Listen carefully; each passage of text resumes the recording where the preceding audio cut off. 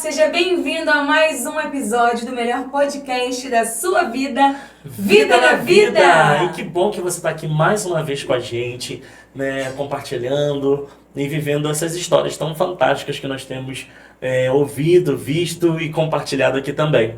Você que está entrando agora, não esqueça de curtir já esse vídeo, de comentar aqui embaixo o que você está achando. Traz pra gente também sugestões daquilo que você gostaria de ver aqui no nosso podcast. A gente está aqui também para servir você. E como é bom a gente estar à mesa com pessoas estão com vocês, aí onde vocês estão, na casa de vocês, voltando do trabalho, esse horário, né, ouvindo a gente ao vivo ou então depois, quando o episódio já está gravado. Que bom que vocês estão aqui, porque hoje a gente tem uma pessoa muito especial. Na verdade, todos os nossos podcasts a gente tem tido... Só vem gente boa aqui. A gente tem tido o privilégio de ter pessoas especiais aqui. A gente sempre fala isso, que estar aqui, nesse lugar, tem sido uma honra e um privilégio. Como a gente tem, né, sido acrescentado por Deus na nossa vida.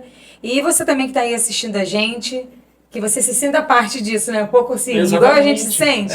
Privilegiada de poder receber aqui com a gente pessoas que com certeza têm histórias incríveis e que vão liberar algo sobre a sua vida hoje. E hoje, o nosso convidado super especial é um pastor que você conhece da nossa igreja. Sim. Nosso querido pastor Ednei! Seja muito bem-vindo, nosso amigo querido. Fica à vontade aqui para falar, para discorrer, para rir, né? É um tempo muito precioso que a gente tem de mesa aqui, da gente falar sobre a vida e sobre as histórias que te trouxeram até aqui e quanto isso tem nos edificado também, né? É um presente pra gente ter você aqui. Valeu, Renanzinho, obrigado aí, obrigado, Edilane, prazer estar com vocês aqui, vocês são uma inspiração pra gente, né? Eu espero que a minha história e o que Deus tem feito nesses meus 36 anos, 37 de vida cristã, 17 de ministério pastoral, vivendo intensamente na igreja, liderando, sirva, né, de inspiração para muita gente. Prazer. Vai ser um tempo agradável. Com certeza vai servir para muita gente, né? Você falou aí 37, quase que eu falei mesmo. A minha idade, né? Minha idade. Que bom estar aqui com você. E fala pra gente um pouquinho de como foi essa descoberta, assim, a gente que tá mais tempo, né, conhece você há mais tempo, tá mais perto aqui de convivência de igreja, a gente acaba sabendo, até mesmo ouvindo nas suas pregações, às vezes você solta um pouquinho das histórias, de como foi, mas conta para todo mundo aí, como é que foi para você iniciar a sua vida cristã e descobrir aí, né, o seu chamado ministerial, né, sua vocação ministerial para esse tempo. Legal, né, gente? Eu tenho origem mineira. Mineiros, assim, tem histórias, né? Gostam de contar histórias. Mas vocês vão me interrompendo aí se eu for muito prolixo daí nas minhas histórias. Não, sem problema. Muito bem, gente. Eu nasci num lar que não era um lar evangélico, né? Então, assim... E também não era um lar, assim, que eu diria a vocês de outra religião ou coisa parecida. A gente tinha muitas influências, né? Religiosas. Meu avô era um médium espírita do interior de Minas Gerais, de uma cidadezinha chamada Cataguases. Eu já falei algumas vezes nas minhas palavras, né? Um lugarzinho interiorano, gostoso demais, eu gosto muito de lugares interioranos. Ele era alguém muito conhecido, né? Pessoas de outras cidades iam lá para se consultar com ele, se aconselhar com ele. É mais ou menos o ambiente que eu fui criado, aqui no Rio de Janeiro, né? Eu digo que tem origem mineira, mas nasci em Belford Roxo, Baixada Fluminense, lugar maravilhoso, gente. Mais ou menos.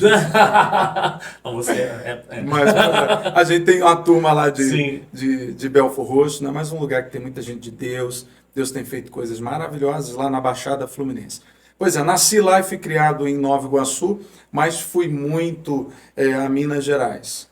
Bom, minha mãe tinha, apesar de não ser evangélica, ela tinha o costume de ir muito a reuniões evangélicas, em busca de orações, né? E eu ia, pequenininho, frequentava essas reuniões e sempre recebia palavras proféticas. Não entendia absolutamente nada do que estava acontecendo, mas eu lembro que uma vez isso me ressaltou, que alguém liberou uma palavra para minha mãe dizendo, olha, aquele menino está correndo ali no quintal.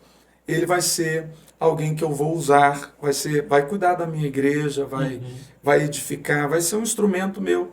Mas tudo bem, minha mãe falava isso. Você viu, Ney, o que a irmã liberou para você e tal? Eu ouvi, mas para mim não tinha muito significado, criança ainda, né? Muito bem, até que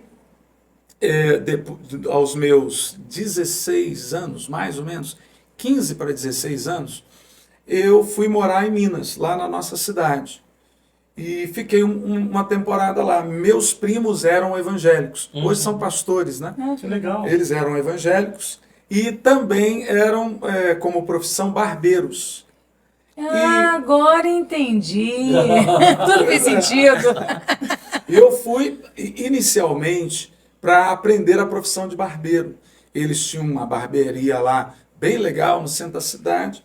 Aí eu fui morar lá e tal, não entendi o que Deus estava preparando, né? Aprendi a ser barbeiro, me profissionalizei, mas aconteceu algo interessante na minha vida, né? Deus começou a falar comigo. Aos 15 anos de idade, mais ou menos, aí, 15 para 16, eu comecei a ter as minhas primeiras experiências. Na verdade, antes disso, eu já havia tido uma experiência quando garoto, nas igrejas batistas. Tinha uma organização chamada Embaixadores do Rei, que eram dois grupos. Os Embaixadores do Rei eram para os meninos e Mensageiras do Rei era para as meninas.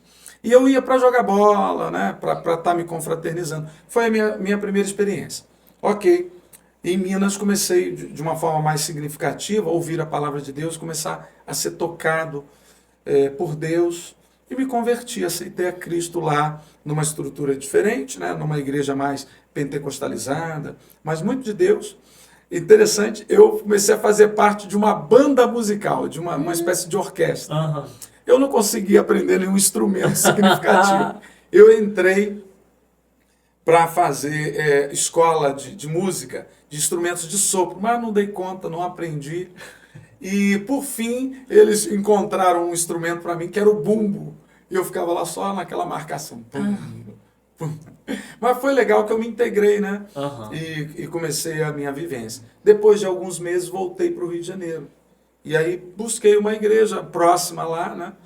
E consegui uma igreja lá bem próxima.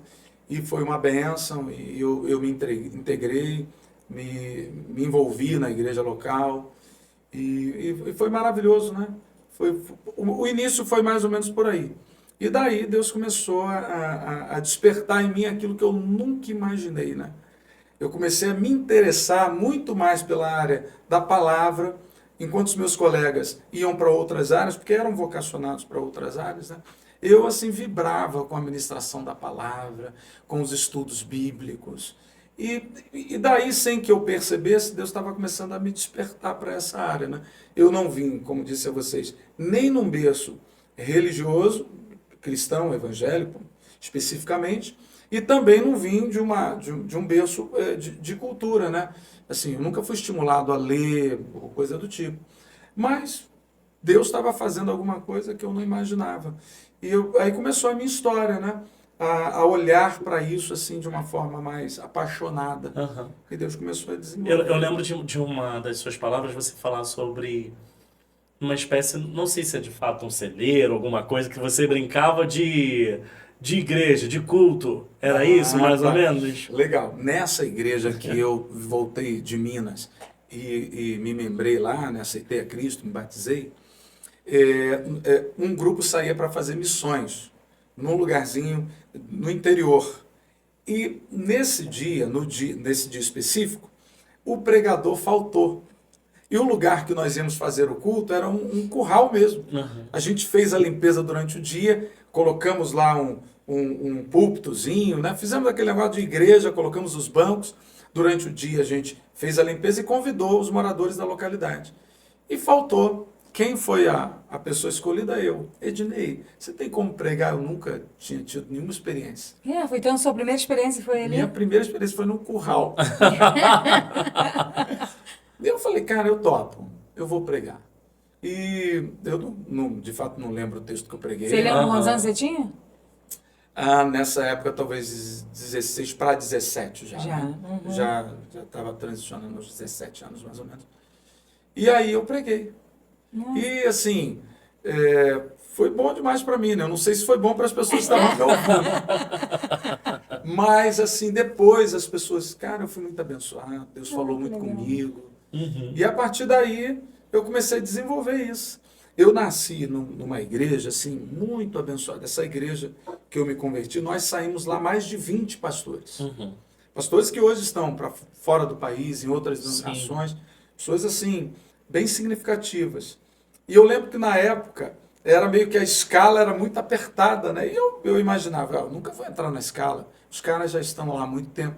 E depois dessa experiência lá no curral, alguém comentou com o pastor, aí o pastor disse assim, vou te dar uma oportunidade para você pregar. Aí eu entrei na escala a primeira vez e depois eu acabei entrando oficialmente na escala de pregadores e tal. Aí eu comecei a dar os primeiros passos a partir dessa experiência aí, né? Poxa, que bacana. Legal. Que legal. E isso lá em Minas. Na verdade, eu já tinha saído de Minas para cá, né? Eu já Sim. estava Mas as oportunidades já estavam acontecendo aqui no Rio. aqui no Rio. Né? Mas essa primeira pregação no curral foi lá em Minas. Não, foi no Rio. Foi no Rio? interior do Rio de No interior Janeiro. do Rio. No interior. Que legal. Aí aqui no Rio você começou a desenvolver ali na igreja e tudo mais. Que igreja foi essa que você Foi a teve? igreja metodista. Legal. Metodista. Inclusive, uma coisa interessante, né? Eu vinha com o grupo lá da igreja para participarmos de um culto que o nosso pastor dirigia às quintas-feiras, se eu não me engano, quarta ou quinta-feira, aqui em Cascadura. E a turma que hoje são nossos colegas de ministério, né? Claudinho, Vânia, Rodrigo, Aline, a turma toda, Sim. e muitos dos que estão hoje servindo com a gente estavam lá. Só que eu não imaginava, não os conhecia, né? E aí a gente começou a desenvolver dessa forma, Que legal. já aqui no Rio. Foi nessa igreja que você foi ordenado, reconhecido Reconhecido. como pastor? Foi nessa igreja. Depois de anos depois, né? Sim. A igreja tinha um critério de admissão pastoral bem rigoroso, né? Sim. Eu passei por todos os trâmites, né? Tinha o chamado pré-teológico, estou tentando aqui lembrar as nomenclaturas. É o pré-teológico, que é um cursinho para perceber se você tem aptidão ao ministério. Eu fiz o curso pré-teológico, depois eu entrei na faculdade de teologia, na época era uma exigência. Não era o curso da denominação, porque as minhas atividades profissionais, eu não tinha como sair de Nova Sim. Iguaçu e ir para o Flamengo, que a faculdade metodista estava no Flamengo. Sim. Então eu acabei fazendo a Faculdade Batista do Sul, Seminário Batista do Sul, porque era um seminário também que a denominação aceitava. E estava próximo, eles tinham um núcleo lá em Nova Iguaçu. Eu falei, legal, vai ser aqui mesmo. E aí eu passei por 4 anos, e depois tive que fazer a complementação teológica por mais 2 anos na Igreja Metodista, que ela aceitava, mas existiam algumas matérias que eram importantes para a denominação que eu tive que fazer. E como você se viu assim quando você foi, na verdade, né, teve esse convite para você estar lá como pastor e investir na sua vida dessa forma? Como foi para você se enxergar nessa posição, né, nessa vocação pastoral? Como é que foi esse chamado? Você sentiu, né, Deus falou com você, testificou na hora, teve uma crise, teve alguma coisa diferente? Como foi? Gente, eu gosto de ouvir, às vezes, algumas pessoas que têm experiências marcantes, assim, né? Gente, eu tive uma revelação pela madrugada. E eu acredito nisso mesmo, tá? Sim. Deus falou comigo e tal. Eu vejo quando algumas pessoas dizem assim, eu nunca quis ser e tal. Eu acho legal, interessante. Mas comigo aconteceu assim, quando eu comecei a olhar ministros, na minha época, lá atrás, isso na década de... Gente, já tem um tempão, né? De 90, né? E os pregadores da época que foram para mim referências, foi o Caio Fábio, para mim foi uma grande referência. Eu gostava muito de ouvir o Miguel Ângelo também, que foi para mim uma referência muito, muito boa. Então, assim, quando eu comecei a ouvir essas pessoas, e o pastor da igreja local também, meu pastor, para mim foi uma paixão tão grande, que assim... foi acontecendo. Eu não tenho assim um marco. Eu tenho essa experiência, né, do curral, outras experiências na igreja local, a primeira vez que eu preguei na igreja local, Mas eu fui me apaixonando. E as oportunidades foi meio que surgindo, né? E então eu tive que dar um passo, né? Tive que aceitar o desafio que a denominação estava propondo, que não era fácil, né? Você imagina fazer uma faculdade de teologia, você ter que trabalhar também, você ter que servir na igreja local. Então foi desafiador, mas foi acontecendo e as oportunidades e Deus foi abrindo coisas para mim. Quando eu me vi, estava lá, estava ensinando, pregando, estava liderando escola bíblica, a minha primeira liderança, não o meu primeiro trabalho na igreja. Sim. Eu queria, na verdade, ser ministro de louvor. É sério?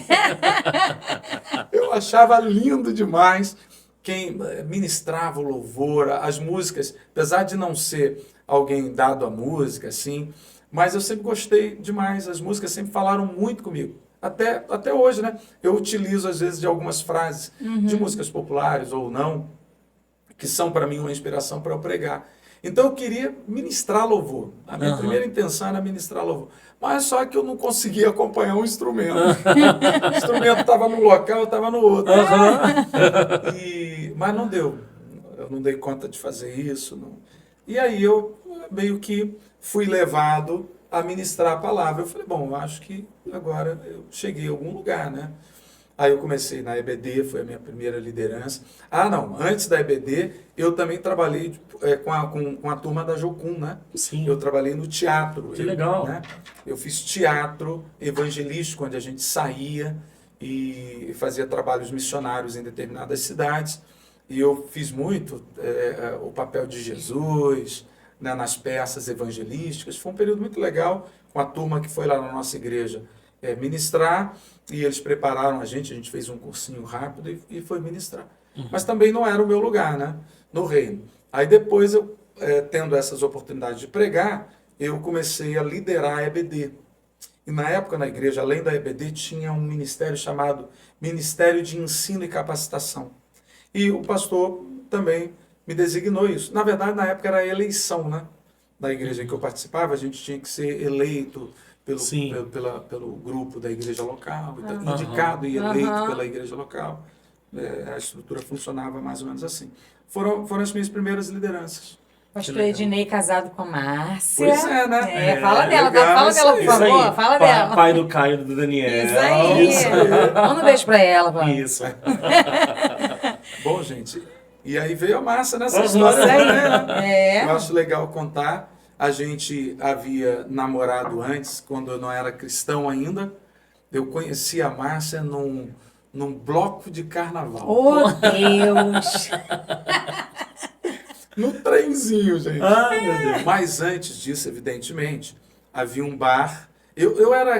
Nessa época, eu estava na igreja. Vocês se conheceram então, com quantos anos?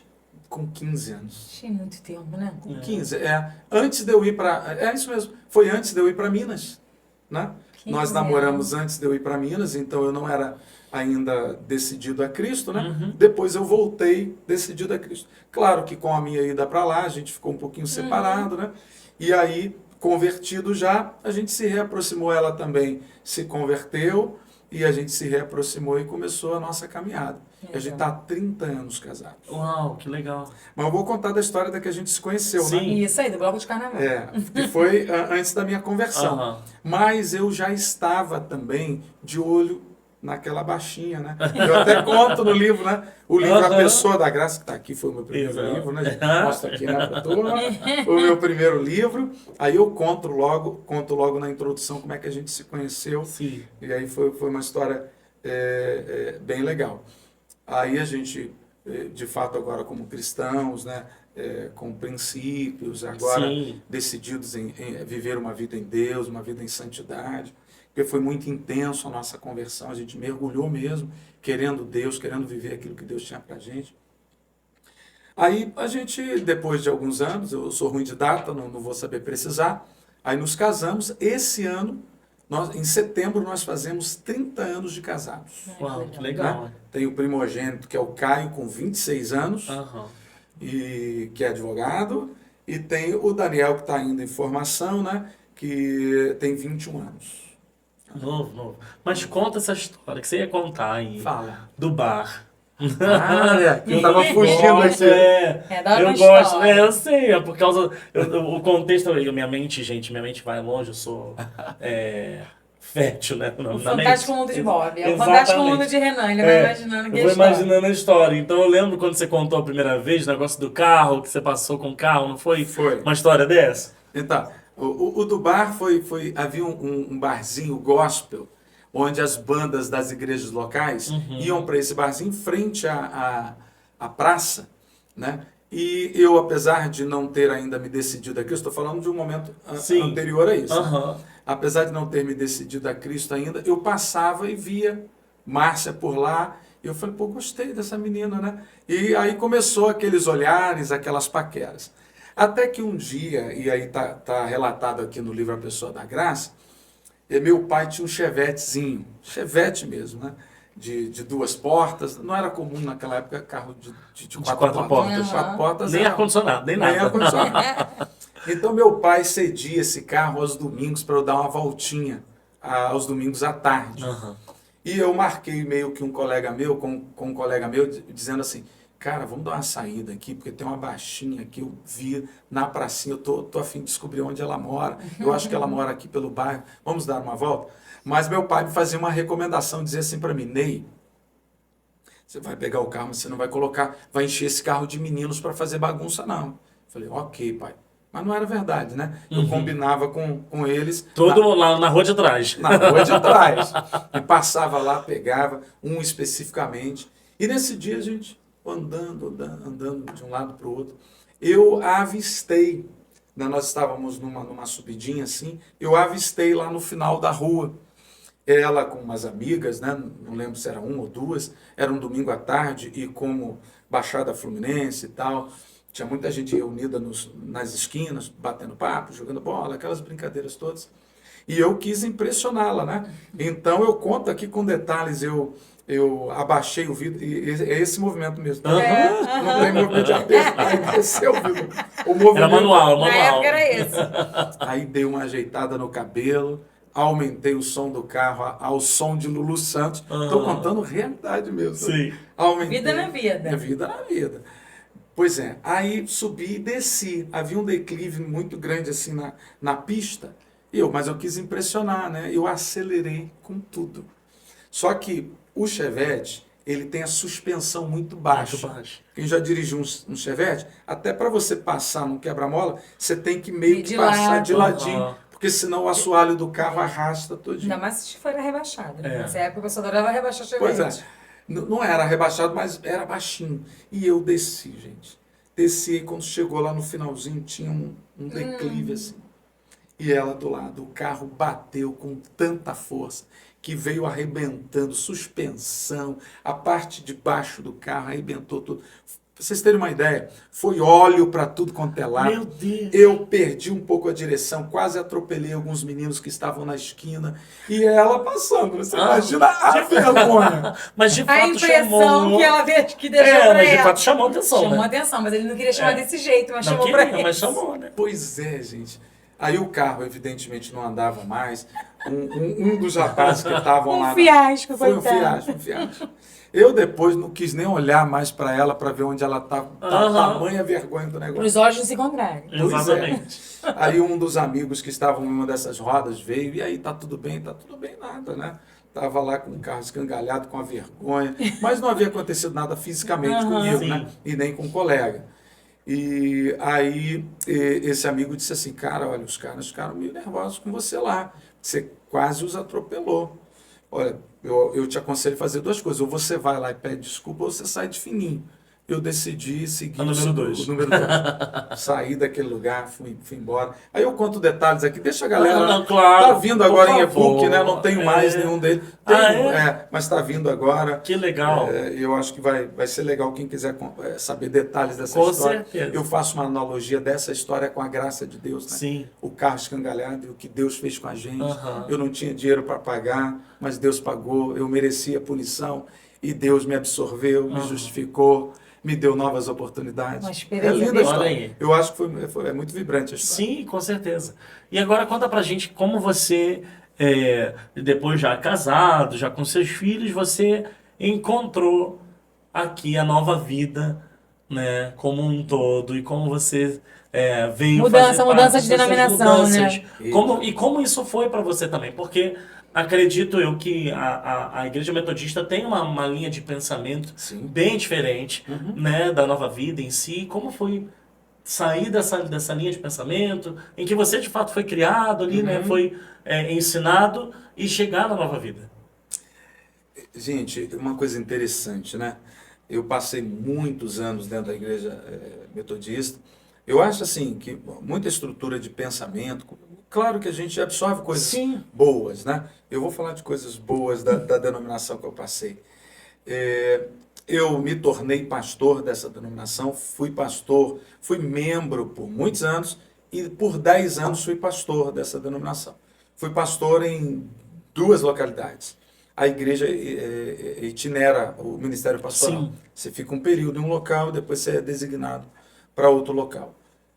Só que, em termos de governo, de igreja, há alguns temas que para mim hoje são caros, preciosos, eu já divergia. Em alguns pontos, são aquilo que eu chamo hoje da triabilidade do ministério. Não é o essencial, não. Sim. O essencial é os irmãos creem da Isso. mesma forma que nós cremos. Né? Exatamente. Jesus é o Senhor, creem na eternidade. Mas eu digo naquilo que é trivial. Sim. Mas que às vezes a gente incomoda a gente, né? Então eu já me pegava discordando de alguns pontos há anos. Mas como era alguma coisa que não era fundamento, eu deixava a coisa rolar de boa, servir com muita intensidade. Acho sim que o ministério foi frutífero. Eu, além de pastor da igreja local, eu já ministrava alguns cursos na igreja, eu já dava aula na instituição de ensino da igreja, então já participava do ministério de discipulado da igreja, então a vida estava acontecendo. Márcia também trabalhou administrativamente na igreja, porque ela tem formação na área de administração, então ela ajudava a administrar um distrito, ela era secretária distrital na época, né, dentro da estrutura local. Ok, a vida estava funcionando, mais algumas inquietações. Até que um dia eu fui convidado para pregar no aniversário de 54 anos da igreja metodista em Barra Mansa. Inclusive eu convidei o pastor, há bem pouco tempo ele ministrou aqui em uma das quartas-feiras para a gente. Um precioso, um cara de Deus pra caramba, mas estava lá na igreja local com muitas inquietações, com o coração pesado, a esposa já sofrendo sequelas em função do governo da igreja e tudo mais. Eu voltei, depois de uma igreja lotada, uma igreja boa, relevante lá na comunidade. Estava chovendo à noite, já era madrugadazinha, e eu estava naquela serrinha ali, vindo de Barra Mansa para cá, a Márcia dormindo, eu brinco com ela, que ela estava com a boca aberta, dormindo, e chovendo, né? Sim. E eu com o coração inquieto. Falei, Deus, eu preciso dar um passo. Eu já não sirvo na integralidade a igreja local. E uma das coisas que é característica até da minha vida, eu preciso estar entregue. Sim. E às vezes é uma coisa que é uma questão do coração mesmo, assim, né? Você ama a igreja, você tá ali, mas o teu coração já não tá mais na completude daquilo, né? É isso aí. E muito forte no meu coração, e eu vim pensando naquela curta viagem, né, de Barra Mansa ao Rio, Deus, eu vou tomar uma atitude. E é claro que eu já estava trabalhando na igreja, eu já tinha vínculos financeiros com a igreja local, que a igreja já me dava um subsídio, eu tinha uma ajuda da sede regional. Então, havia outras questões no entorno da minha decisão.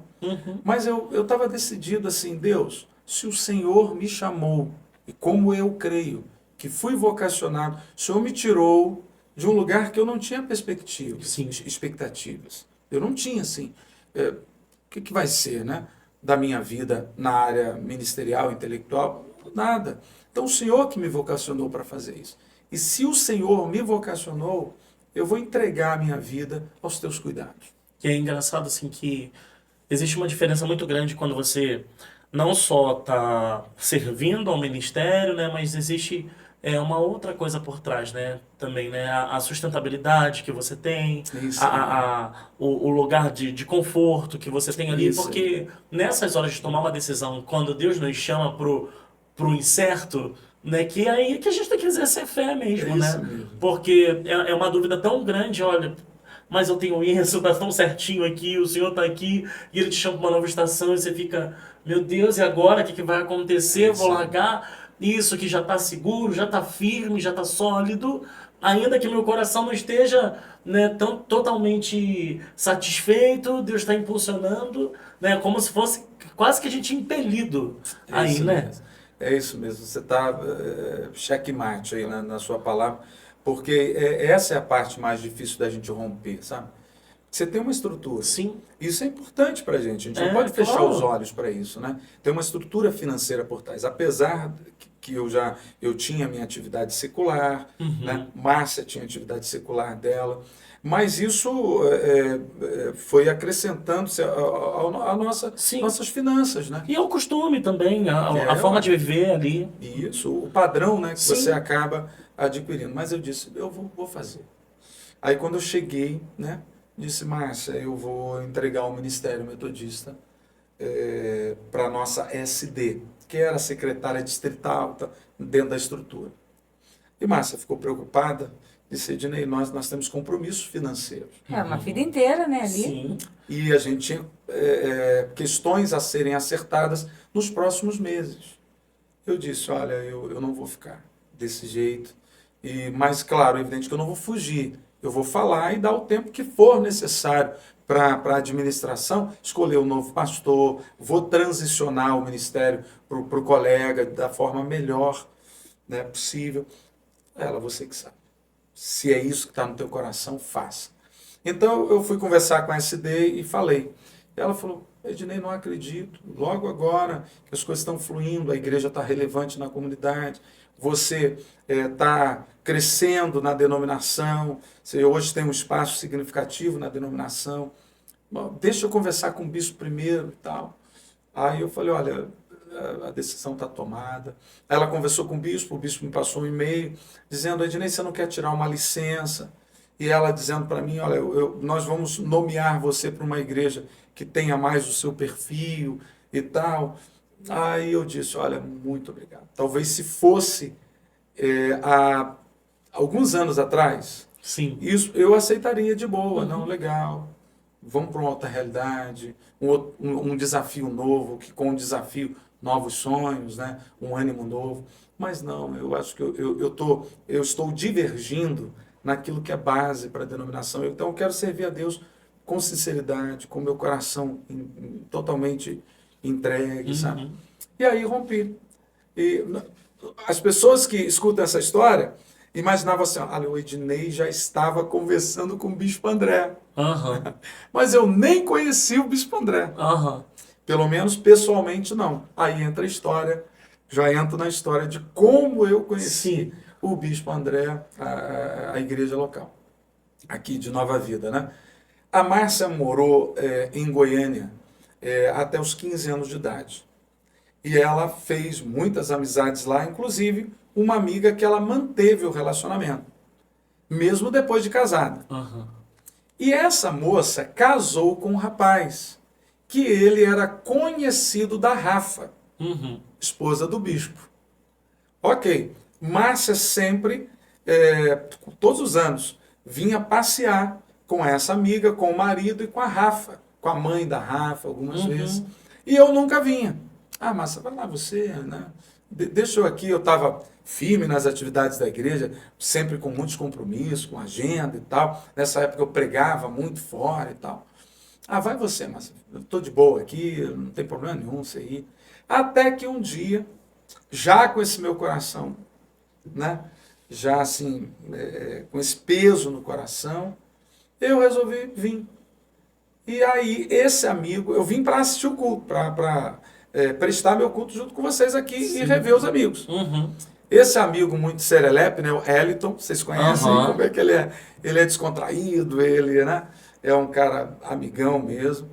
Ele disse assim, não, cara, você vai almoçar com a gente. Eu super envergonhado. Não, rapaz, favor, não conheço ninguém aqui. Aí ele foi, falou com o bispo.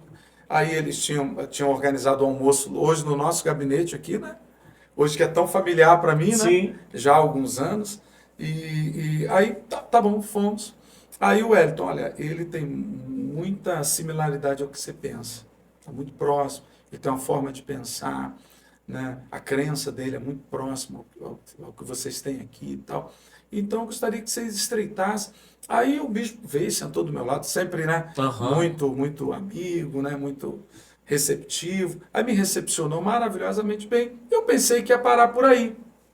Até que eu fui surpreendido 2 semanas depois com uma ligação que hoje bispo, era pastor na época.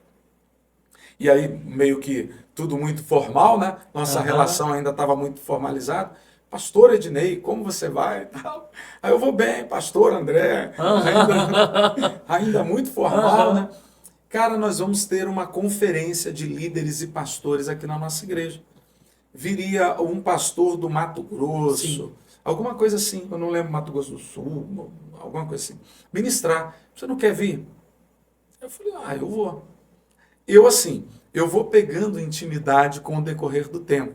Tem gente que chega no Você já ambiente... estava fora da metodista. Nessa época, não fora ainda. Uhum. Não fora. Não, O que eu estou contando parece, né? Mas estava paralelo. Tava paralelo. Acontecendo, né? Tava paralelo. Enquanto estava tudo acontecendo aqui no seu coração, no seu interior, outras coisas estavam surgindo Exatamente. no horizonte e você não sabia, não fazia ideia do que Deus estava E desenhando. foi de uma semana para outra, assim, a coisa aconteceu. Não foi nada planejado. Vocês sabem como o Bispo André trabalha essas questões, né? Não houve nenhuma promessa.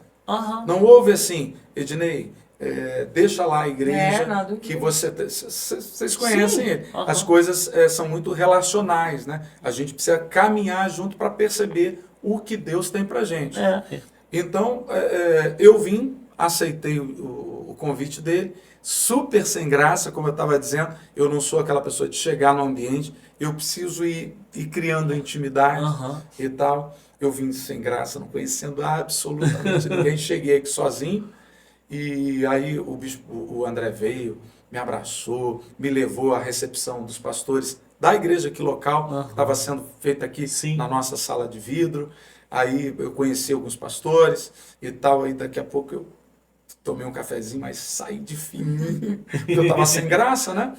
Aí sentei aqui, né, esperando começar. Aí daqui a pouco o Bispo André sentou do meu lado e ficou um tempão lá comigo, me recepcionando, legal. Aí nós marcamos para conversar. Eu já falei para ele das minhas inquietações interiores. Ele não deu nenhuma direção. Deixa Deus direcionar você, né? Deixa Deus fazer, né? Deixa Deus te dirigir. Ok. Aí nesse tempo, depois da conversa, um dia aí eu vim assistir, acho que de novo, junto com esses colegas, acho que sim, assistir um culto, ou não. Eu vim numa quarta-feira, e aí o bispo estava, né? Era comum que o bispo estivesse nas quartas. Aí o pastor André Nunes estava, ele que coordenava o culto de quarta-feira. Aí ele chamou o André, veio uma data para o pastor Ednei pregar aqui. Aí beleza. Aí a gente agendou, eu acho que 2 semanas depois. 2 semanas depois parece que já tinha um espaço. A gente agendou, eu vim, ministrei. E nesse intervalo aí, na outra semana, eu também fui pregar em Barra Mansa.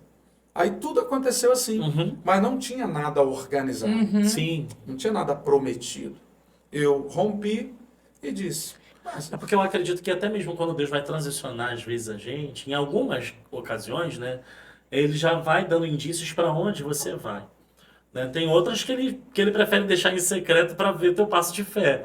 Né? Mas tem outras que ele vai dando indício. Mas dentro de você, né, e de repente aos teus olhos, aquilo não era indício nenhum de mudança. Isso mesmo. Né? Não era nada, não estava claro para você. Deus só estava testando ali seu passo, seu coração, se você ia obedecer, né, esse tempo, e ao mesmo tempo já estava preparando um terreno de uma forma relativa e que você não estava percebendo. Não é porque você não estava ligado, mas é porque Deus ele faz essas coisas, né? Calma, rapaz, você não sabe o que eu estou fazendo aqui na frente, né? Pois é, e para mim era assim, você imagina. Como é que eu vou servir numa igreja, morando em Nova Iguaçu, servir numa igreja aqui, tendo a minha estrutura de vida, né? Uhum. Márcia trabalhando lá em Nova Iguaçu, eu tendo um trabalho em Nova Iguaçu, cuidando de coisas também, de alguns negócios que a gente tem lá em Nova Iguaçu. Ou seja, minha vida toda para lá. Sim. E eu sempre fui muito intenso. Para eu servir aqui, eu não Tinha que estar 100%. 100%. Aham. Para mim funciona assim. Sim. Tem que estar mergulhado mesmo, né? Eu e Márcia também. Nós somos muito intensos para servir. Mas Deus começou a fazer assim. Eu fui, preguei um dia, aí vamos frequentar aos domingos. Comecei a frequentar, vocês estavam participando de um discipulado. Gente, eu Sim. lembro muito desse dia. Foi em A gente nesse grupo. 2016. Foi 16. Foi o ano do nosso casamento. Sim, início de 2016. E o bispo resolveu fazer uma classe, na época, pastor André, mas ele resolveu fazer uma classe de discipulado com algumas pessoas influentes na igreja. Isso mesmo. Né? E nós fomos convidados, e no primeiro dia, se eu não me engano, da classe, né, vocês chegaram. Foi no primeiro dia aquilo? Acho que foi no primeiro dia. Não foi no Não, primeiro a dia. gente já tava lá Já estava na junto. classe, eu acho que umas 3 ou 4 Não, horas. eu lembro que aí a gente chegou aí, já tava bastante. Quem é esse cara aí? A gente falou. Ah, que gente. Aí a gente assim, né? Porque a gente é bem simpático, tá, gente? A gente é. Aí depois a gente ficou assim, gente, quem é? Não conhece, não Quem é esse conhece. casal que tá aqui? A gente começou agora, já tem gente nova. Pois é. Mas aí depois a gente acabou caminhando ali junto e isso foi muito bom conhecer vocês, né? Isso.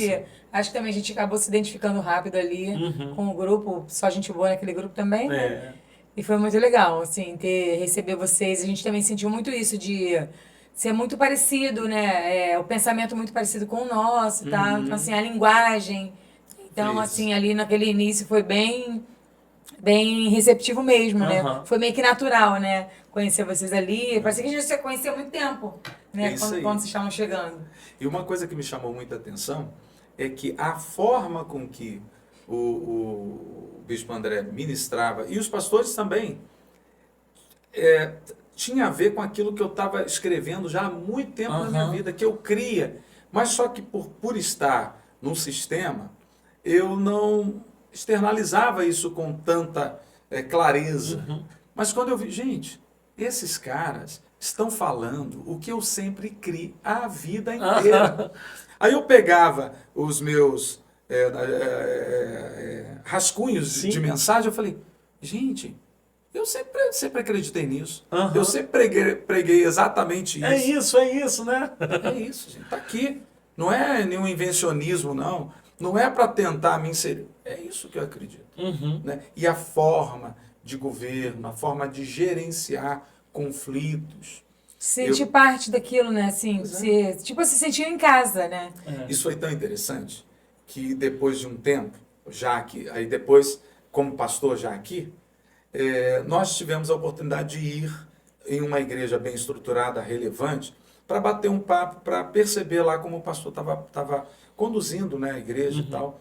Pastor Jaziel, da Igreja Batista, esteve ministrando aqui para a gente também num domingo, se eu não me engano. Aí foi eu, Bispo André, acho que o pastor André Nunes também foi nesse dia. E aí ele falou uma coisa que pro Bispo André, assim, ô Bispo, eu não sei o que o Ednei viu lá na igreja de vocês. Eu o convidei para ser pastor aqui. E uma igreja extremamente estruturada. Eu não sei o que a gente tinha de ruim, vocês têm de bom. Aí eu falei, eu também não sei, ué. Porque ele é meu amigo até hoje. Eu vou ministrar semana que vem na igreja dele. A gente tem uma relação muito boa, saudável, também de concordância, de visão. Mas não tem explicação. Eu não sei dizer para você, foi isso. Deus levou. Sim. Deus conduziu.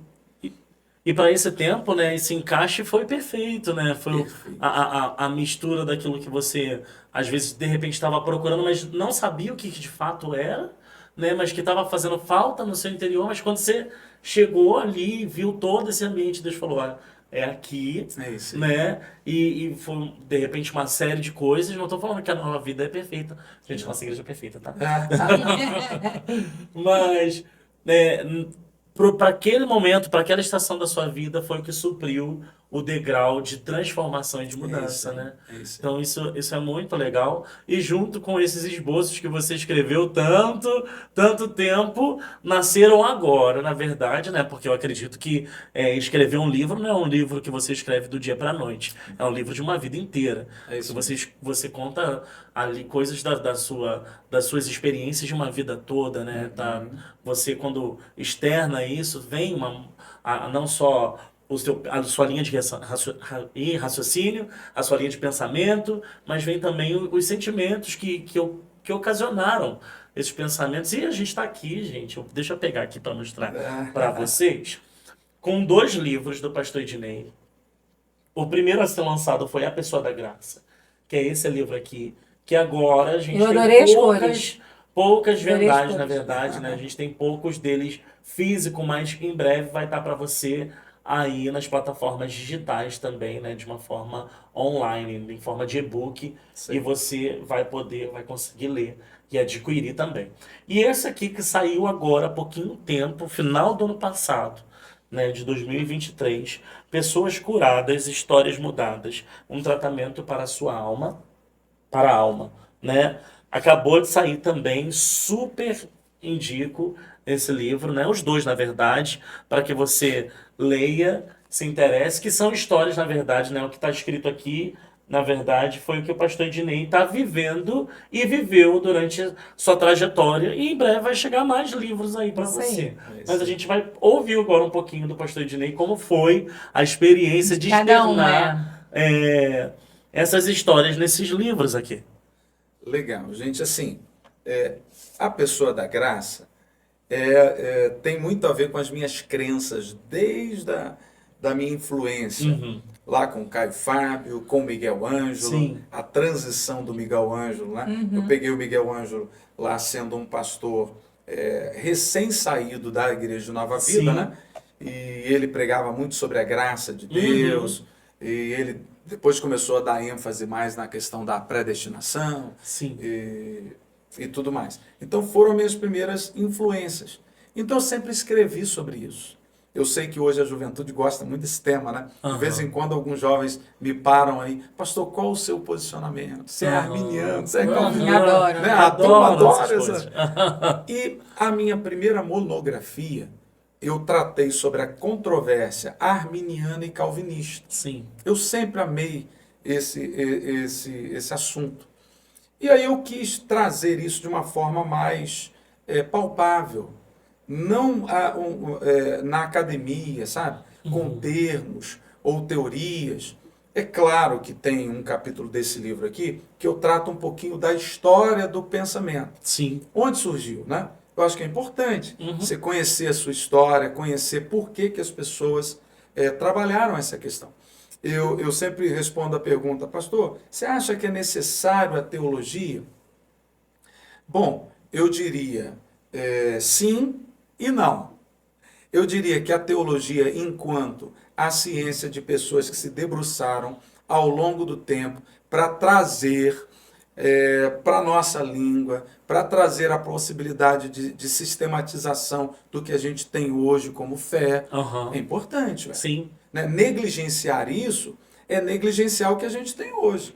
Se eu hoje tenho a Bíblia do jeito que eu tenho, se eu tenho sistemas de fé organizadinho do jeito que eu tenho, se eu creio do jeito que eu tenho, que creio, é porque pessoas, ao longo da história, pegaram esses textos, que eram textos não na língua no português, né? No hebraico, no grego, porções em aramaico, e fizeram o exercício interpretativo, fizeram lá, buscaram o sentido original desse texto e buscaram a interpretação desse texto e a aplicação para os nossos dias. E a história e o contexto que ele foi escrito naquele tempo também. Tem todo esse movimento. Isso. Agora, no sentido da teologia extremada, da teologia que coloca a letra no sentido do conhecimento acima da testificação com o Espírito, acima da experiência com Deus, acima do sacrifício de Cristo na cruz, aí não, né? Sim. Aí é o lado extremado disso. Então, quando eu escrevo esse livro, eu busco esse contexto histórico desse assunto e trago uma nuance prática, Sim. sabe? Como é que a graça funciona quando tudo dá errado? o último capítulo desse livro, é a graça de Deus e o sofrimento humano.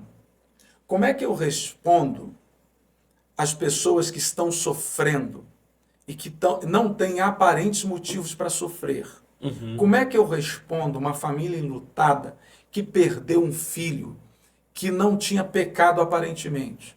Como é que eu explico para uma mãe que perdeu o seu filho de 1 aninho num acidente trágico? Como é que eu explico para uma mãe que perdeu um filho de 5 anos de idade, tendo seu corpinho tomado e comido por um câncer devastador?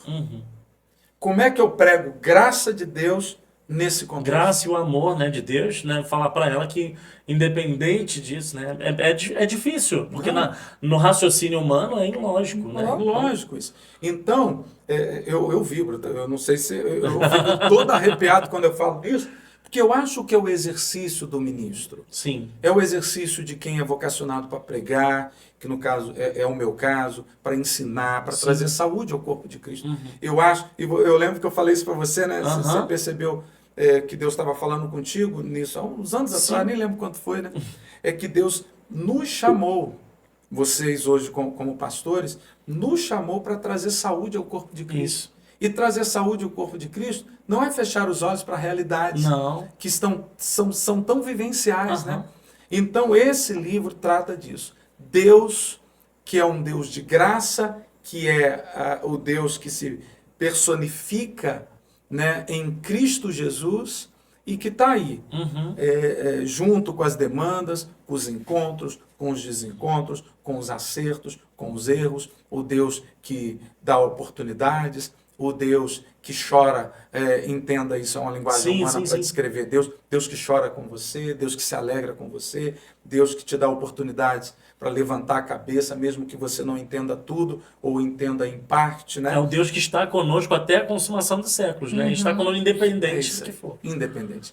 Então, quando eu não entendo, Deus é tão bom que o que Ele faz? Ele me leva para um lugar do sobrenatural. O lugar do sobrenatural me traz uma consciência e um consolo no coração de que, não entendendo os males do tempo presente, eu sou levado a um lugar do sobrenatural para continuar a minha jornada. Sim. Então, Basicamente é o que Paulo fala, né? Que a paz que excede todo entendimento guardará a mente e o coração de vocês. Ou seja, os dois lugares onde nós geralmente somos atacados, né? O coração, que significa, a maioria das vezes, né, quando a palavra se refere ao coração, significa a nossa alma, onde estão armazenados nossos sentimentos, nossas emoções, né? E a nossa mente, onde surgem os pensamentos, tanto Começa os lá. pensamentos bons quanto as sugestões do inimigo, né, que estão ali. Então a paz, né, que excede todo entendimento, e quando Paulo fala sobre paz, ele fala sobre a shalom de Deus, né, que é completude em todas as coisas, vai guardar a nossa mente e o nosso coração. Isso é chave, né? Exatamente. Isso é chave. Então, o que você está falando é quando a gente não sabe o que fazer ou quando reagir numa situação difícil, uma situação inexplicável aos olhos humanos, essa paz que excede todo entendimento continua guardando nossa mente, nosso Somos coração. tomados por Exatamente. esse amor gracioso. Uhum. Esse amor que você disse bem, que excede a minha capacidade de reação, Sim. a minha capacidade de suportar. Isso é graça de Deus. Uma graça, e eu trato aqui, a graça que me ajuda a viver santidade. Uhum. Porque essa graça atua. Tem um capítulo que eu falo, a graça e a santidade. Por quê? Porque o padrão bíblico, ele está acima da minha capacidade de exercê-lo. É ou não é, gente? Verdade. De praticá-lo, né? Não tem como. Eu não, sozinho. eu não consigo. Aí a graça de Deus age no querer, gerando no meu coração querer, mas gerando em mim a capacidade para realizar. É que a gente entende que Isso é não tem tremendo, nada né? a ver, não tem nada a ver com a gente, tem tudo a ver com ele e através dele a gente consegue. É isso aí. Com a gente mesmo não tem nada a ver, não tem nada a ver com a gente. Porque nós, se depender de nós, a gente vai agir conforme a gente está vendo, É isso aí. conforme o que a gente está, né, vivendo, e a gente vai agir de maneira, da maioria das vezes, errada. E exato. ele te leva a viver um nível que só com ele você consegue agir dessa forma, né? Às vezes todo mundo fala assim, mas como é que você conseguiu? Foi a graça de Deus. Foi a graça. É a graça, porque E Eu até trato mesmo aqui essa- isso, né? E até mesmo essa parte que você falou da santidade, a graça, né? Que muitas vezes, né, durante um bom tempo, a igreja colocou a responsabilidade da santidade e do pecado na graça de Deus. Ah, eu estou na graça. Né? Como se fosse liberdade para pecar. Liberdade para pecar, mas na verdade a graça te dá mais responsabilidade do que a lei. É porque é um amor tão grande que te constrange tanto que você não quer fazer. Te leva a obedecer. Isso aí, porque isso. Porque a lei, ela tá ali escrita, né? É isso. Ou faz, ou obedece, ou não obedece. É isso ou não é isso. E a graça não, ela te chama para responsabilidade. Você sabe o que você tem que fazer, né? E eu te capacito para isso, mas você vai precisar entender, né? Receber essa capacitação, né, na sua vida para você seguir, que você falou agora. Né? Deus é tão bom que nos permite semear, mas Ele é tão justo que nos dará a colheita proporcional à nossa semeadura. Ao que semeamos, exatamente. Isso aí. A gente escolhe a semente, né? A gente não tem como fugir disso. A gente escolhe a semente, mas a colheita é inevitável do que você semeou, né? Não dá. Não tem como. Então, é esse exercício. A primeira ação sempre é de Deus, mas eu respondo, né? E aí não tem a ver com salvação. A salvação é um ato unilateral. Ele age em mim, ok? Agora, a qualidade de vida cristã que eu vou levar, isso sim, tem a ver com as respostas que eu dou a Deus. Com certeza. Na medida em que eu mergulho, na medida em que eu sou zeloso nos meus comportamentos, Sim. na minha forma de falar, na minha forma de testemunhar. Ou seja, isso vai dizer alguma coisa para a gente, né? E isso é inevitável a gente pensar. Eu estou escrevendo um texto sobre isso.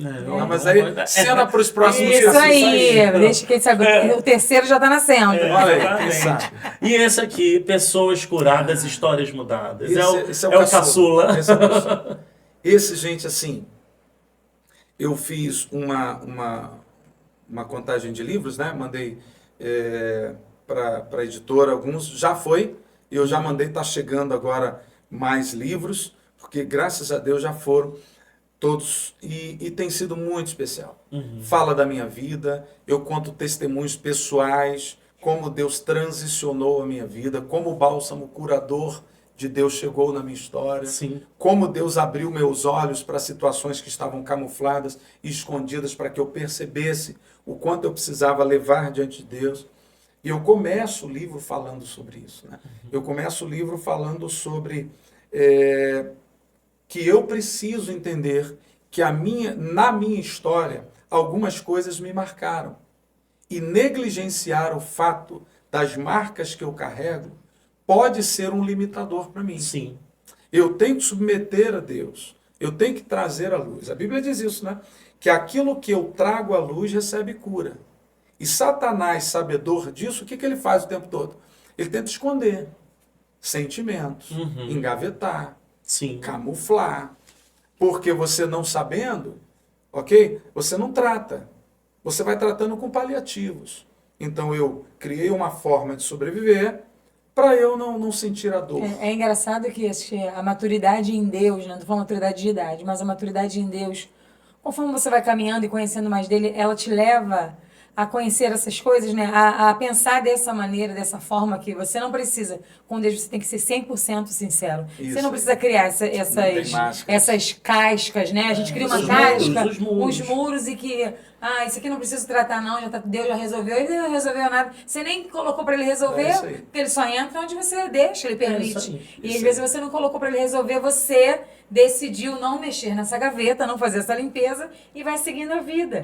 E eu sempre que eu leio essa frase, pessoas curadas, histórias mudadas, um tratamento para a alma, eu amo isso, porque assim, quantas pessoas a gente conhece, né, e a começar em nós, na nossa própria vida, enquanto a gente não faz essa faxina realmente, a gente não consegue avançar em determinadas áreas da nossa vida, né? Nós não fazemos às vezes porque dói e outras vezes porque não somos ensinados que isso é importante.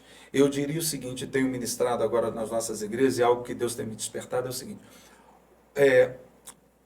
10%, 10 a 20%, vou colocar 20%, da cura na nossa história tem a ver com oração, tem a ver com um ato de unção do Espírito na nossa vida, que eu creio. 80% da nossa cura tem a ver com uma forma de pensar, com uma renovação de mente com olhar para a nossa Um história, posicionamento, né? posicionamento espiritual. Ou seja, porque eu não olho para isso. E com a Porque eu revelação demonizo, daquilo né? ali, né? Porque, por exemplo, a gente sempre fala disso, né? É, pessoas curadas curam e pessoas feridas ferem. Tem um capítulo que fala sobre isso. Não, mas eu não quero andar para você comprar o livro, entendeu?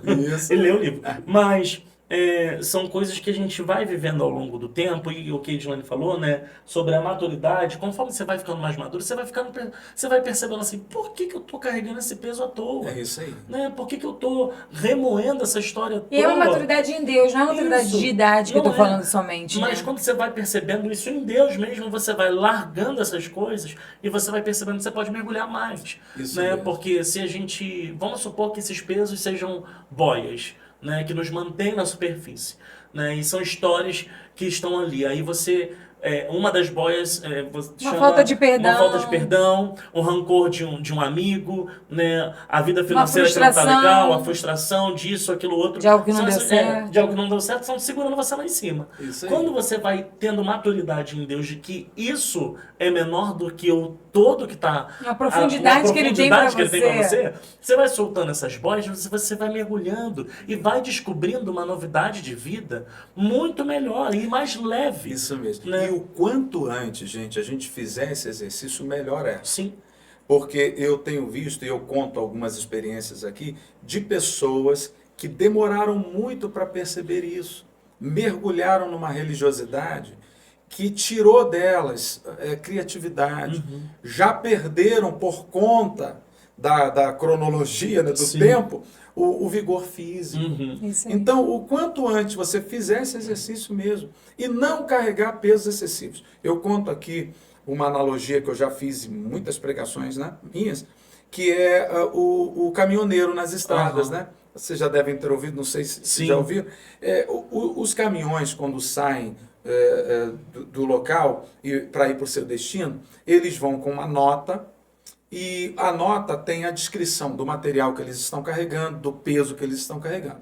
De quilômetros em quilômetros nas estradas, nas rodovias, tem os postos de pesagem. Sim. Eles vão passar pelos postos de pesagem. Se a carga que eles carregam estiverem diferente da nota ou excedendo o peso, a carga será apreendida e eles multados. Isso. Eu fiz uma analogia com a nossa vida, ué. Se eu carrego pesos excessivos, a vida vai me cobrar. Tem pessoas que poderiam chegar muito mais longe, mas estão retidas, estão limitadas. Por quê? Porque carregam pesos excessivos. Sim. Precisamos nos livrar desse peso. E às vezes o se livrar desse peso, né? Eu gosto muito disso, que eu falo muito com a juventude sobre isso também, né? Que isso mexeu muito comigo quando eu comecei... Quando o Espírito Santo mesmo começou a falar comigo a respeito dessas coisas. E eu sou chato para organizar guarda-roupa, essas coisas, né? Minha esposa daqui, ela sabe. Né? E eu falo exatamente sobre isso. Porque essas mudanças, né? A princípio, elas vão gerar uma bagunça. É isso aí. A princípio não vai ser fácil. É igual quando a gente tira toda a roupa do guarda-roupa empolgado no primeiro momento, né? Coloca tudo em cima da... Hoje eu vou arrumar, passa meia hora. Tu olha pra aquela Você cama olha e pra fala assim, aquilo, meu você Deus, fala, eu tenho que por que guardar que eu tudo que eu fiz isso, inventei. né? É isso mesmo. Porque você está agora vendo o tamanho de coisas que você tem para organizar. E quando você tira tudo do lugar, e você, quando vai voltar as coisas, você vai vendo o que é necessário, o que é desnecessário. Isso. Né? O que é O que importante, não te cabe mais. o que não cabe mais, o que não Isso. serve nem para outra pessoa. Porque tem coisas que estão na nossa vida que servem para ajudar outra pessoa. Tem coisas que estão na nossa vida que não servem nem para ninguém. É lixo. É lixo, é direto pro lixo. Então, fazer essa limpeza na nossa alma, na nossa mentalidade, para renovar o pensamento, né, e para renovar nossa alma, para renovar nossa vida, dá trabalho. Dá. Então, muitas pessoas, às vezes, elas não chegam também a esse nível de transformação, porque elas não querem ter mais esse trabalho. Eu escrevo aqui que toda história de sucesso carrega um processo. Seja no mundo secular, né, no dia a dia, os profissionais que a gente considera de sucesso, ou os personagens bíblicos. Porque a gente olha assim, gente, esses caras viveram no outro tempo. Esses caras eles tinham uma percepção de Deus, uma sensibilidade diferente. Né? Ok que eles viveram num outro tempo, ok que eles viveram numa outra sociedade, mas é gente como a gente. pessoas que tiveram as mesmas limitações, foram marcados pelo mesmo pecado que eu e você fomos. Agora, eles responderam no processo diferentes. Aí está a grande questão. Primeiro é descobrir o que é que está travando a minha história. Por que que as coisas não estão funcionando? Bom, nós temos promessas de Deus. Nós cantamos promessas de Deus. A primeira coisa, bom, por que que não está funcionando? Aí pode ser que a religiosidade esteja dizendo para você, é porque você está orando pouco, é porque você não está entregando seu dízimo. Pode ser que sejam áreas que você precisa ajustar. Sim. Mas atrelar essas coisas às não realizações da vida, eu acho que é muito superficial. Sim. Eu acho que quando eu percebo que a vida não está fluindo, e fluir não é estar dando tudo certo o tempo todo, não é? Mas Exatamente. é entender que a vida está andando. Tá andando mesmo Com as adversidades. Exatamente.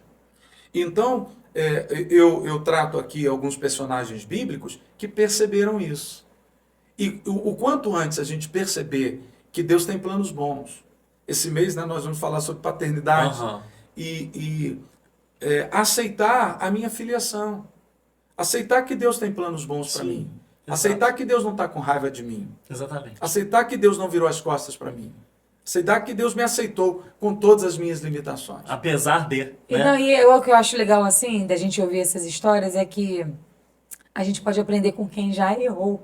Isso. Opa. A gente não precisa errar, mas se você já errou, lê esse livro, A Esperança. Né? Porque assim, eu fiquei imaginando quando você falou assim, né? A gente tem que esperar muito tempo passar, e aí você descobrir isso. Você imagina, você já depois de uma idade avançada, você lê um livro quanto você assim já que vai poderia abrir ter os teus avançado. olhos, e você fala assim, agora, independente da tua idade, meu irmão, se assistindo a gente, É isso aí. Deus tem potencial para em você e através de você mesmo mudar a sua vida, mudar a sua história, né? Acho que nada está perdido. Nada está perdido, Sim. né? Eu sempre lembro e falando de paternidade desse jeito, assim, pra mim é muito Eu amo forte. o tema de paternidade. Eu também gosto, né? Porque eu vivi isso, né? Paternidade, vivi algo, um testemunho muito forte, em que quando também eu decidi, de fato, que isso seria apenas só mais uma cicatriz, não seria mais uma ferida aberta, Isso aí. né? Porque isso também faz muita diferença, né? Quando você tem uma ferida aberta, você não quer nem mais ouvir sobre aquele assunto, você não quer falar sobre aquele assunto.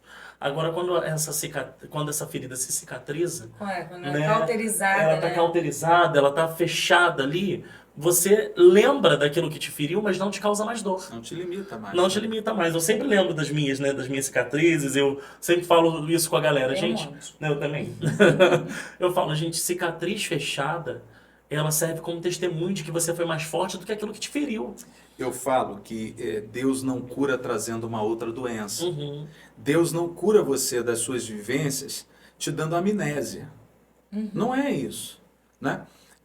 Você vai continuar lembrando. E ele vai continuar batendo a porta do teu coração para abrir essa ferida. Sim. Para trazer lembrança. Existem pessoas que, ao passarem por lugares, vão ser remetidos àquela situação. Isso pode querer trazer uma dor. Pode querer fazer com que você volte É atrás. isso aí. O exercício dele é culpar você, é mentir. Ele é pai da mentira. Isso aí. Ele mente sobre quem Deus é, sobre quem você é em Deus e sobre circunstâncias. E sobre o seu futuro também, né, em Deus. Né? E é engraçado que ele é o enganador, né? O mentiroso, o enganador falso. E todas as vezes em que a gente não deixa Deus tratar, porque no início vai parecer que Deus está fazendo doer mais. Mas toda ferida, principalmente, precisa lavar, raspar, vai doer. É igual quando você rala o joelho, aí vem a mãe ou o pai com aquele remedinho, né, que você sabe o nome, que antigamente ardia, agora não arde mais. Mas você sabe o nome, coloca lá. Daqui a pouco o negócio vai dar certo, né? Exatamente, né? Mas no início arde, no início dói. Parece que está sendo maltratado, mas não. Passa aquele mesmo remédio que te doeu, mas um pouquinho ardeu, ele vai ajudar a criar uma casquinha e a fechar o E machucado. você vai estar indicando ele para outras pessoas. Exatamente. Vai estar indicando. Vocês já me viram contar do menino de 3 anos de idade, que a mãe estava fazendo o almoço, aí a mãe estava esquentando uma água no fogãozinho Já ouvi você falar, mas fala para o pessoal de casa vai querer de ouvir. 4 bocas, né? Tava lá aquele fogãozinho de 4 bocas, ela com uma panela de água fervendo, e por algum motivo a tampa do forninho daquele fogão estava aberta. A criança brincando na cozinha, para lá e para cá, correndo, indo para um lado para o outro. A mãe tomando conta, mas quem tem filho pequeno sabe, né? O quanto criança é rápida. Uhum. O menino curioso sentou na tampa do forninho. Deus. A panela a essas alturas estava fervendo. Automaticamente, aquele fogãozinho pequeno, né? Eu gostei da carinha dela agora. Sempre quando eu conto isso, as pessoas ficam assim, meu Deus. Apreensivas. Aquela criança com a pelezinha frágil, né? Sentou ali, curiosa, né? Não tinha noção do que estava acontecendo, do perigo que estava correndo.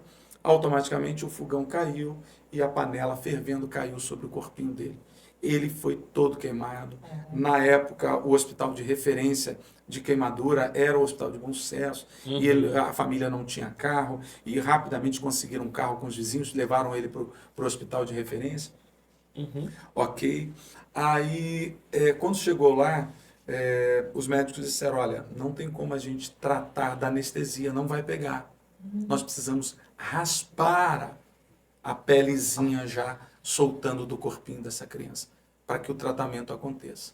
Bom, tá relatado no livro, mas moral da história. A nossa vida é assim, né? Para ser tratado, às vezes a gente tem que arrancar a pele. E às vezes não tem anestesia. Não tem. A palavra de Deus diz isso, né? Que a tristeza, segundo Deus, causa cura. Né? Que às vezes tem coisas que Deus vai trazer pra gente que vai nos causar uma tristeza. Isso aí. Né? Que é aquela verdade que tá lá escondida que ninguém nunca tocou. Mas Deus vai precisar ser honesto e falar pra você, olha, isso aqui precisa ser consertado. Né? Ninguém falou isso vai te trazer uma tristeza, vai te causar uma dor, aparentemente, porque não é Deus causando a dor já estava lá e ele só está revelando para você que ela já estava ali e ela precisa ser tratada, precisa ser curada, né? E quando você deixa Deus fazer, daqui a pouco isso vira uma cicatriz e um grande testemunho para curar, ajudar a curar outras pessoas, né? Então, gente, está tudo aqui nesse livro, né? Deixa eu fazer mais uma propaganda para você, não esqueça, tá? De repente a gente consegue não se envolver aqui com a produção, nossos meninos da produção, né? E o nosso menino também, Eduardo, para ver se a gente consegue colocar aqui o link, alguma coisa aqui embaixo para você clicar, tá? Pessoa da Graça e Pessoas Curadas, Histórias Mudadas. Você pode adquirir esses livros para que você seja São ferramentas, né, para sua vida, isso aí. Exatamente, para viver os propósitos de Deus para sua vida. Viu? Não esqueça, por favor. Né? Também você pode seguir o Pastor Ednei no Instagram dele. Deixa eu ver se tem aqui.